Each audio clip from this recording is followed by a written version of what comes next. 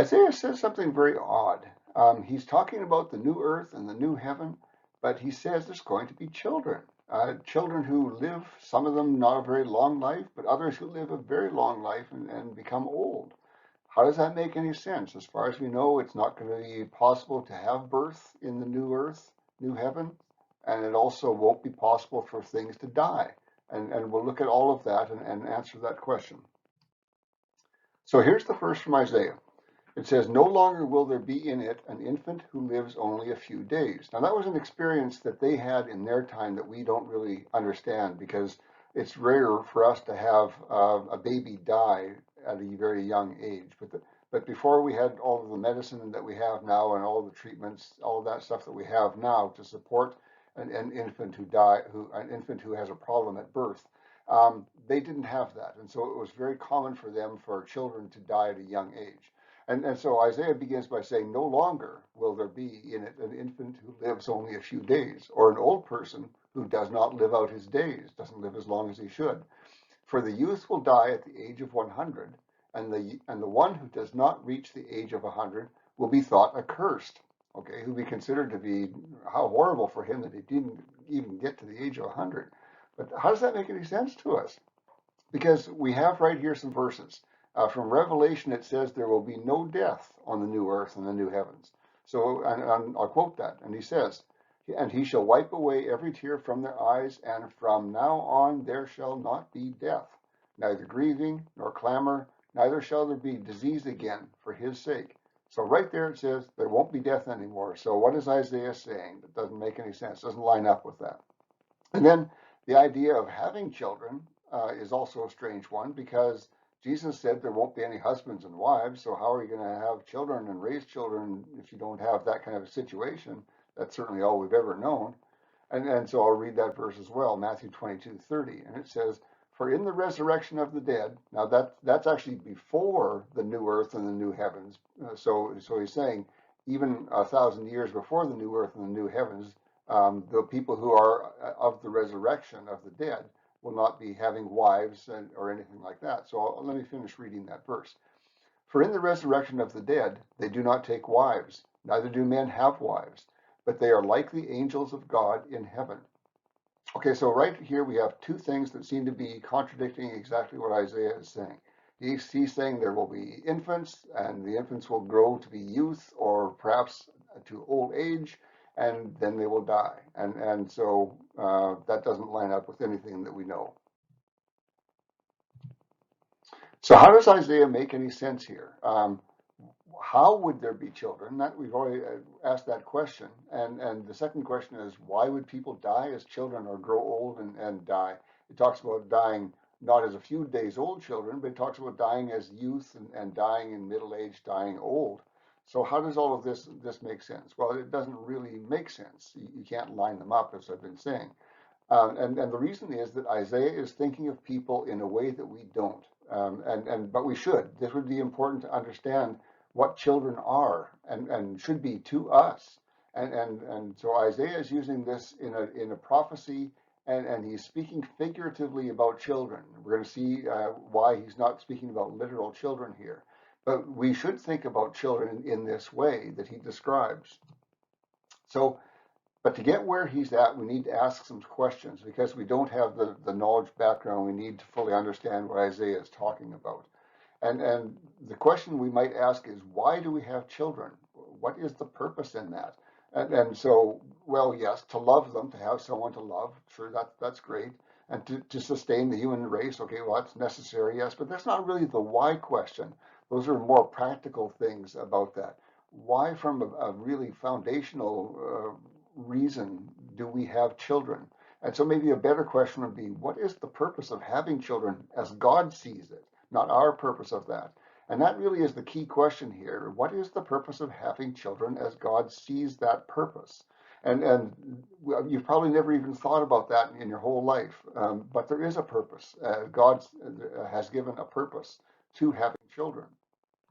And so we are creators glorifying a creator God by the works that we do, or at least that should be the case. We are creators, the children of a creating God. We know that to be true. God is a creator, we know that, and he has made us to be creators as well. So it's in our nature to desire to create. And that won't change on the new earth and the new heavens. We will still want or even need to have something to do to make, to create. And that's just a necessity of who we are, being the children of a creating God. It's just our nature. And so when we create something, and our nature drives us to do that, we should glorify God for it, with it. And we see one of the biggest problems in the Bible is that we often glorify ourselves with the things that we've done, and we also worship the things that we have created. And so that distortion happens so easily in our lives that it was actually part of a commandment about not making idols and getting to worship them. And so we have in our nature to create, but we also have our fallen nature, which brings us to want to glorify ourselves and to worship what we've created. That wouldn't be right at all. And so Paul also talks about doing your work as if doing it for God, and that plays a part in understanding this too. Thinking of everything that you do in your work, whatever work you might have to do, you're doing it for God. Think of it for that reason, and that will help you to understand where we're going here. So one thing we can create is children, pretty obvious. And so that leads us right into this big, what is the purpose in having children? What is God's purpose in having children? And the answer is God's purpose for having children is for us to create things that will glorify God, okay?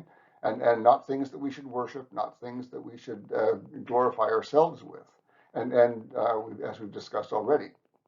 And so now that doesn't necessarily mean that the children that we raise are going to glorify God when they become adults. That they get some decision in that themselves, and they make their own choices there. But we raise them to do so. That's what we've created them with a desire to be that they will grow up to glorify God, and we hope that they will. We raise them so that they will, but they get to make a choice there.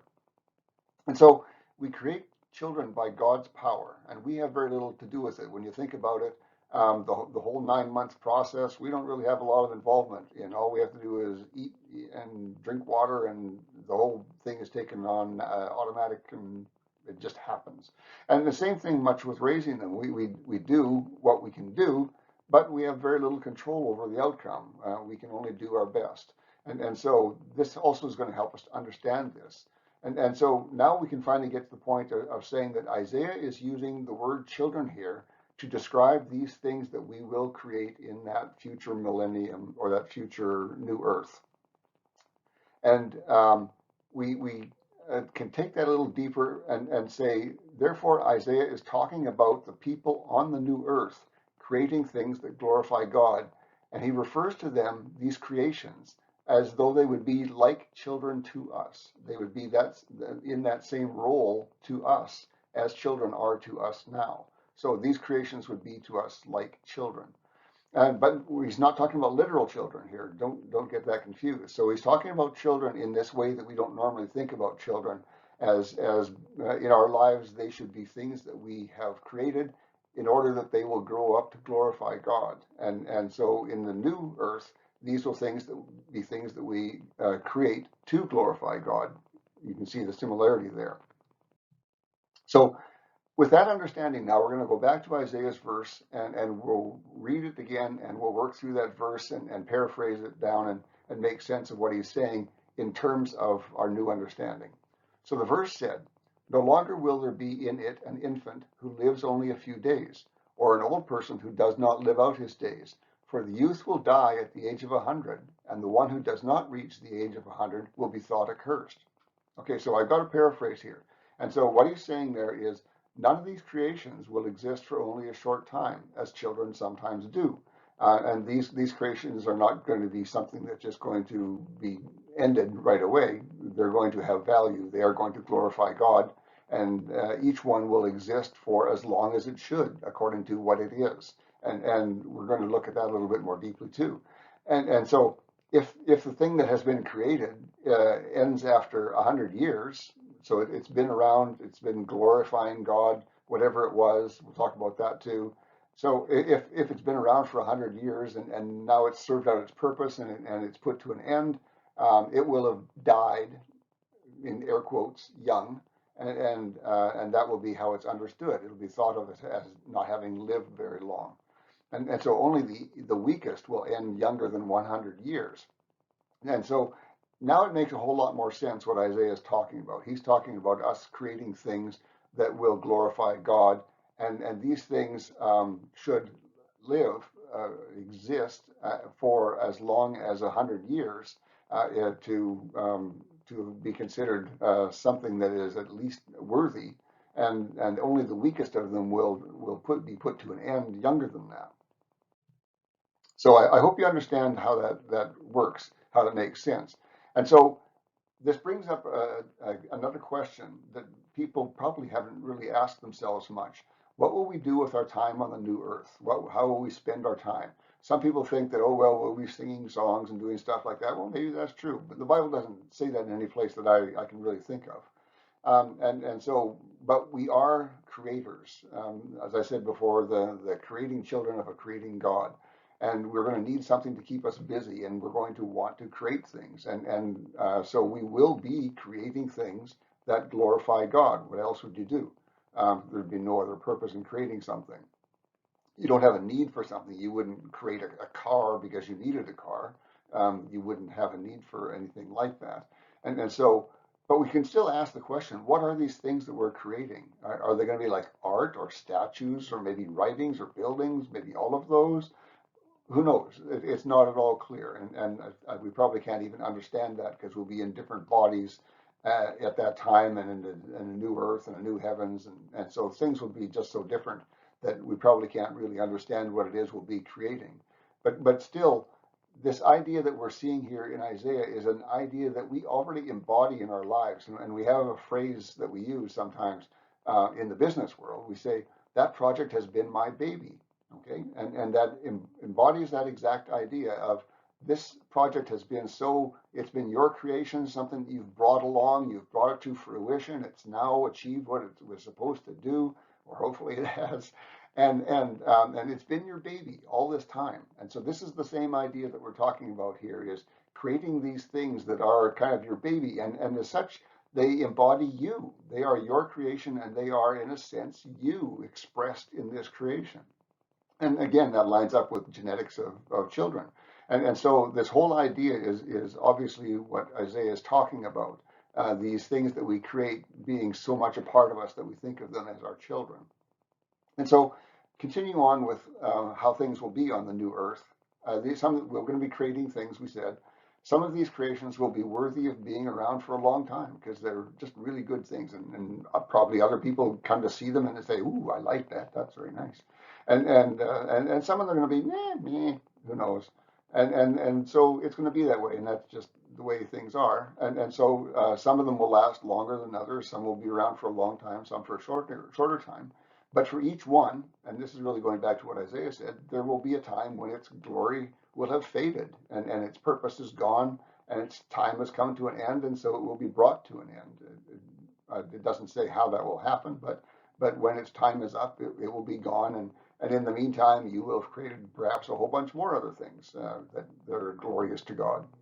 So this gives us understanding of a bunch of different things that we can take home and think about. It gives us some understanding of what life will be like in these spiritual bodies that we'll have on the new earth. And thanks to Isaiah, we now have some insight into what we will be doing, how we'll be spending our time. We'll be creating things that glorify God. And another thing that we can take home is prophecy often looks at things in ways that we don't. And that's because it's looking at things from God's viewpoint. And that is so important. I teach that to people all the time. Look at the Bible in a whole, but prophecy especially from God's point of view. And that's a hard thing for us to do. It's not in our nature to do that. But nonetheless, that's what we need to do. And that's what Isaiah is doing here. He's looking at it from God's point of view as what's the purpose of children to us, and what should we be trying to achieve with children.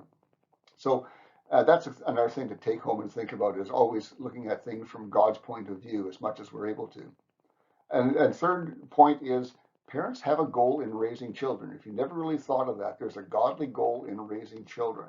And of course, as I said before, the children get a say in what happens. You don't get them to be exactly what you want them to be. But in the new earth, these won't be living things as far as we can understand. And so these will be things that will be exactly what we wanted them to be, and they will glorify God because we have that control over them. But with our natural born children, we don't have that. But we do have that goal nonetheless of raising children up to glorify God. That's God's purpose in having children.